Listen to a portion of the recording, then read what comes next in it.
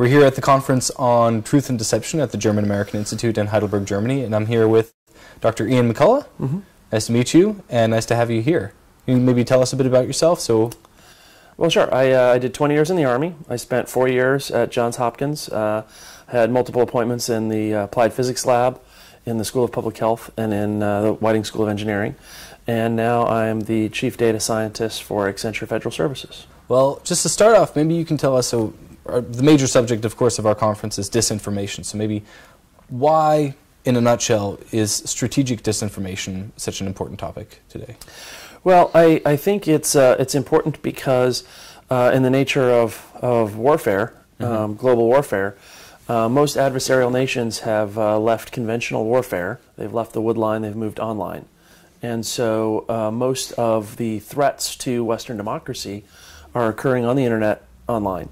And I think with the change in that dynamic, many senior leaders are not as familiar with how to address that threat. And as they get further removed from understanding capabilities and limitations, they become unable to make risk decisions, resource decisions, and set strategy. And that's especially important in this case because we don't see resources in Western governments aligned with a threat. We will still see millions and millions of dollars spent on conventional munitions and very, very little relative to doing anything to counter disinformation or online threats. Well, so how are governments, including our own, so I'm American as well, both the U.S. government and other governments, how are they actually exerting strategic influence via online networks? Well, there are some nascent programs. The Global Engagement Center at the U.S. State Department is an excellent example of a good start. The U.S. military has some similar efforts going on. And NATO actually puts a decent amount of effort into trying to understand this problem and trying to grow. The problem, though, that we see, influence is a highly counterintuitive activity. So in my talk, I talk a little bit about counter-arguing and what works and what doesn't work. So in the same way that a married couple might get into arguing and they keep going back and forth, and one thinks that they're going to say something to their partner that's going to make them go, "Oh, please forgive me, I didn't understand," which happens never in the history of any kind of arguments, right? Well, it's the same way. If we're going to try and respond to disinformation and threats with facts, with logic, with these like rational counter-arguments, it's just going to extend the argument, and it's probably not going to go well for us in the end, right? So we need to start developing more creative ways of figuring out how do we expand our ability to maneuver in that space, and that requires more investment in science and research. It's probably going to require some outside expertise, consulting for the for the government agencies that are responsible for doing the disinformation or countering the disinformation. Well, so how effective have we been in the past now in countering it? I don't think we've been very effective. Okay. At all. That's very blunt. Well, yeah, I don't. I don't know how much you were ever able to elaborate on this, but feel free to go into detail. If well, you can. I think what we do is we launch a no, it isn't campaign. So you'll have the Islamic State in Iraq and Levant, ISIL, saying something like, extremism is great, kill the infidels, right? That's what the Quran says, right? And so then we'll be like, no, it isn't. And then we'll try and throw Quranic references of what, Islam really says. And while all of that's true, it has very little effect because who are we talking to, right? People that have already kind of bought into that ideology. What we're not doing is we're not reframing a more positive alternative narrative. We're not providing something more interesting for people to tune into. We're not, when we develop any kind of influence products, we're not doing proper product testing. We know that neuromarketing, for example, can provide some technologies, some tools that are much better at assessing the effectiveness of products than, influence products than, traditional survey methods. So you said neural marketing? Could you elaborate? Well, yeah. So again, I talk a little bit about this in my talk, but there's certain brain regions that are localized to certain persuasion activities. There's others, other cognitive processes are kind of spread throughout the brain. So for example, memory kind of involves a lot of different brain processes, and so when you see activity, you can't necessarily make the conclusion that you're remembering or recalling something. But things like engagement, approach engagement, is kind of measured by asymmetric activity in the two frontal lobes. So when you have greater left than right activity, it's indicative of approach engagement. If you have greater right than left, disgust or withdrawal. There's areas here in the right lateral prefrontal cortex that is associated with counter-arguing. So when we see activity there, we can kind of see that as a measure of message resistance or argument. When we see activity in the dorsal medial prefrontal cortex up here is kind of where people tend to the mental states of others. They might get empathetic with characters in a story, indicative of like narrative immersion. And so, I mean, those are just some examples. So by looking at how the brain responds when people are viewing persuasive ads, we can get some insight into how effective they are, above traditional methods for assessing the effectiveness of ads. Okay. So what you're saying is essentially we have the framework, you think, that we would need to actually do this. It's just that we're being reactive also instead of being proactive. I think so. I think, our approach. I think, obviously science will continue to improve, but we know how to design persuasive stories. We know how to, and when I say we, like people in the world know how to design persuasive stories. They know how to assess the stories. If we were in probably a professional advertising industry or something like that, we would also understand that we need to probably spend a minimum of 20% of our budget on assessing the effectiveness of the ads on as they're delivered. So I would not just make a commercial or a YouTube video to counter Russian disinformation and put it out on the internet and just assume it worked. I would need to do some data, right? I need to understand who is the target audience. Did my message reach the audience? Was it effective in some way?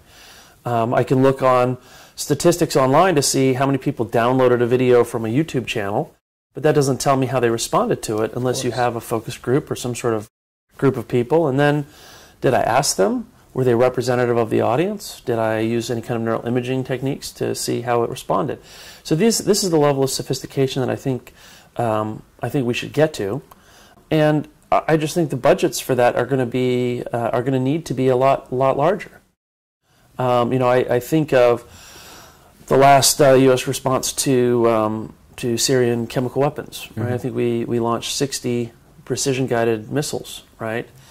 Roughly $60 million worth of costs for that attack. Could we have achieved the goals with 59 missiles and given an extra $1 million to some sort of counter-propaganda campaign? Would that have been more effective? Could we have done half the missiles, right, $30 million, and taken that $30 million to actually mount a more aggressive campaign to address the disinformation that's going on in Syria and continuing the problem? I would argue that as much as we talk about looking for non-traditional, non-conventional approaches, when we look at the investments our governments make, it doesn't match up. Why do you think that is? I think because it's counterintuitive. I think that the way in which we would conduct influence is not fully understood by senior policymakers, and I think that I think that we don't, when we actually execute, we don't really focus on good assessment. I mean, I think that's probably the biggest issue. If I was a congressional staffer making decisions on where to allocate funds, and you come to me with your great idea for a campaign, but there's no plan that you have to assess whether that campaign you're going to do works, it's a bit irresponsible for me to deliver the funds to you, right? Yeah. I need to have some sort of assurance that I'm being a good steward of taxpayer dollars. I think that we don't invest enough or consider enough the assessment of those influence campaigns, persuasion campaigns, when we do, when people propose them. And I think the solution to that is not that we stop proposing them or we don't allocate the funds or whatever. I think that we need to recognize that the current people in government charged with doing counter-disinformation, because the environments they've grown up in don't have the skills to to do that, and we need to invest in training them. We need to invest in outside experts coming in and helping them. We need to invest even in events like the DAI has put on in this conference. So let's broaden the scope a little bit and step back. So of course at the center of what we're talking about is disinformation, countering disinformation. Now we've talked about government solutions or partially maybe military solutions.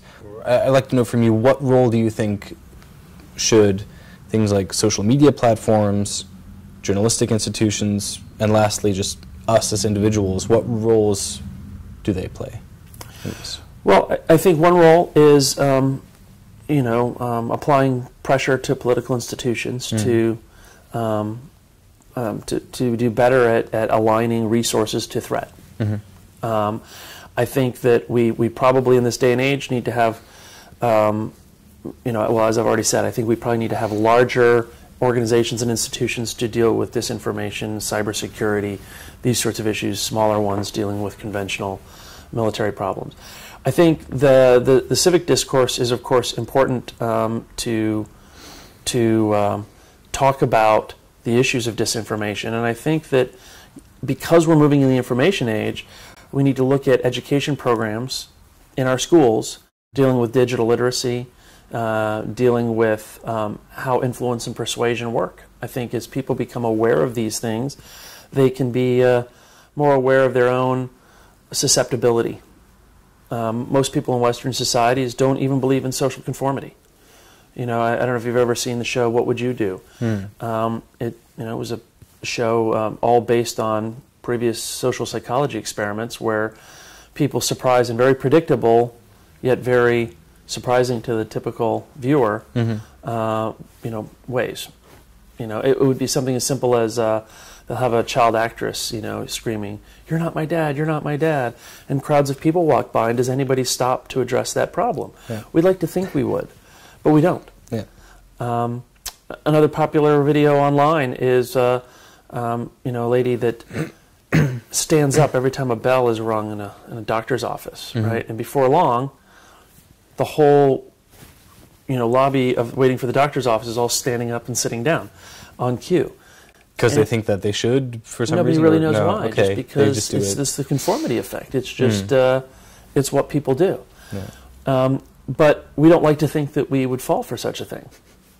So, understanding some of that about basic social psychology, social conformity, understanding how information can be manipulated, understanding, in social networks there's a thing called the friendship paradox. On average, your friends have more friends than you.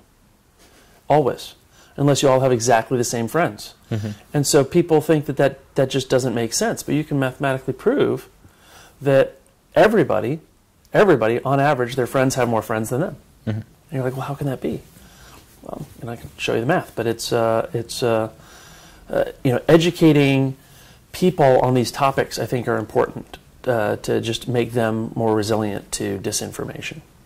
Okay. And that's something that the public definitely needs to do, because I think people would be a little bit irritated or offended if their governments are trying to do that. And lastly, touching on something that you mentioned before, seems that nowadays the strategic dissemination of information is now becoming the norm as opposed to like a physical altercation when it comes to warfare. Is this a trend you see like continuing, that we're moving further and further away from like an actual, in air quotes, an actual war with physical force, and more like a perpetual cyber war? Well, I think that the goal in warfare always is to try and find a way to get the upper hand. If I think back to the Iraq War, right, in 2003, I've gotten to know several former Iraqi generals in my research, and they're very brilliant people, very well educated. Many Iraqi generals would have a joint appointment at the local university, and so I asked them why they felt, a couple of them, why they felt they lost the war, the U.S. war in Iraq. And the response to a T is because we were fighting ghosts. So we had this technological superiority where we could launch a missile from miles away, and they couldn't even see their enemy. How can they fight them? And so when you have that type of advantage, warfare can be and quickly. But then what's the response? Well, then the response is, okay, if I can't fight you in this conventional fight, what can I do to get my objectives or my goals across? And at the end of the day, you know, I think Clausewitz said war is politics by other means, and politics is the art and science of influencing other people. So at the end of the day, warfare has always been about influence. And I think what we're finding is if we understand how to deliver precision influence through information, we can maybe be more effective than through the strong arm, you know, practice.